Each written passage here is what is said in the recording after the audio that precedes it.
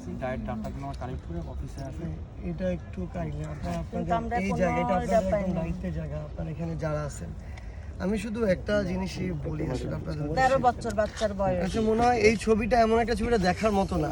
এটা একজন মা যখন এই ছবিটা দেখে 32 নম্বর মানে আমরা লাস্টটা ওই মায়ের তো আর কোনোদিন সুস্থ স্বাভাবিক থাকা সম্ভব না। তারপর ছড়ে দিতে দেয়া গেছে 6 তারিখে। যেই 5 খুনি তারিখে মারা গেছে, 6 তারিখে মানে- না ছড়ে দিতে দেয়া গেছে। যেই খুনি কারো সন্তানকে সন্তান মনে করে নাই, মাকে মা মনে করেনি, বাবাকে বাবা মনে করেনি, ওই খুনি কিভাবে বাংলাদেশে ওই খুনির জায়গা হয়? মানে ওই খুনি যদি বাংলাদেশে কোনোভাবে আসে তাহলে একমাত্র একটা কারণে আসবে, সেটা বিচারের জন্য আর ফাঁসির মঞ্চে দাঁড়ানোর জন্য। আমি শুধু মানে বাংলাদেশের মানুষকে আসলে এই ছবিগুলা দেখানোর সাহস পর্যন্ত আমাদের নাই, কিন্তু মানুষের দেখা উচিত যে একটা খুনি কতটা রক্ত পিপাসু হলে মানে এভাবে মানুষকে নৃশংসভাবে হত্যা করতে পারে।